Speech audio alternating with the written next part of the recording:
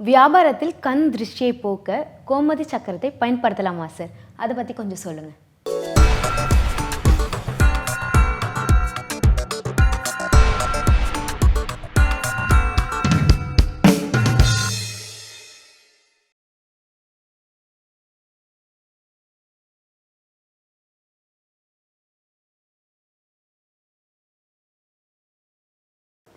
வணக்கம். அறிவோம் ஆன்மீகம் நிகழ்ச்சியில் இன்று நம்முடன் கலந்து கொள்ள வந்துள்ளார் திரு பெரம்பூர் குமார் அவர்கள். வணக்கம் சார். வணக்கம். வியாபாரத்தில் கண் திருஷ்டியை போக்க கோமதி சக்கரத்தை பயன்படுத்தலாமா சார்? அதை பற்றி கொஞ்சம் சொல்லுங்கள். பயன்படுத்தலாமா? ஒருவர் சிறப்பாக அதாவது பிஸ்னஸ் பண்ணுறாருன்னா கண்டிப்பாக அந்த இடத்துல கண் திருஷ்டி இருக்கும். ஒரு வியாபாரம் ரொம்ப சிறப்பாக நடக்குதுனால கண்டிப்பாக அந்த இடத்துல கண் திருஷ்டி இருக்கும். இந்த மாதிரி இருக்கும்போது குறிப்பாக பார்த்திங்கன்னா 3 பேர் நம்மளுடைய வியாபாரத்தை பார்த்து கண் திருஷ்டி வைக்க வாய்ப்பு உள்ளது.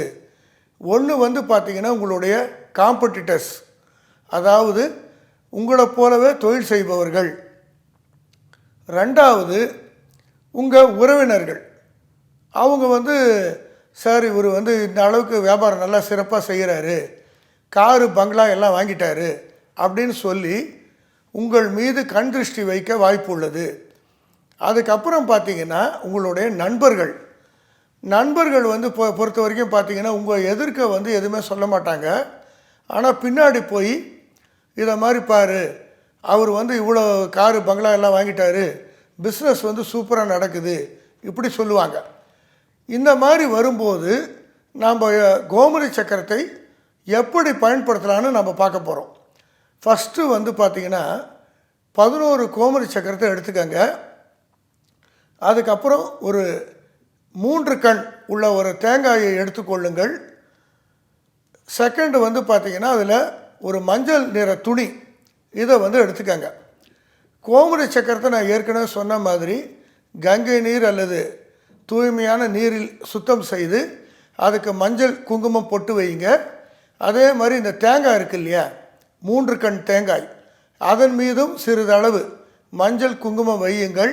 இந்த 2 பொருளையும் மஞ்சள் நிற துணியில் ஒரு மூட்டை போல் கட்டி அதை என்ன பண்ணுங்கன்னா வெள்ளிக்கிழமை சனிக்கிழமை காலை 4:30 மணி முதல் 6 மணி வரை பிரம்ம முகூர்த்த நேரத்தில் உங்கள் குலதெய்வத்தை நினைத்து, குலதெய்வம் அதாவது மூல மந்திரம் இருக்கும், அப்படி மூல மந்திரம் உங்கள் குலதெய்வத்தோடைய மூல மந்திரம் உங்களுக்கு தெரியலன்னா உங்களுடைய ஜோசியரை கேளுங்க, அவர் சொல்லுவார்.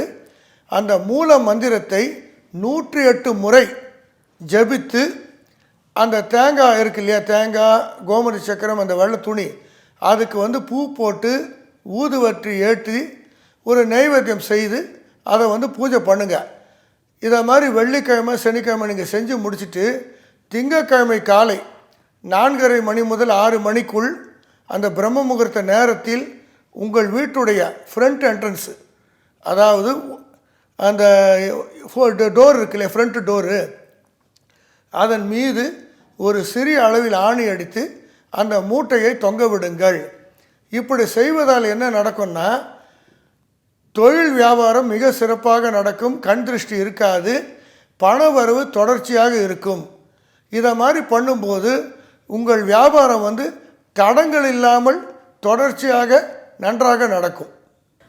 மேலும் பூஜை பொருட்கள் வேண்டுமென்றால் எங்களுடைய வெப்சைட் ஸ்ரீபூஜாஷாப்.com பார்க்கவும்.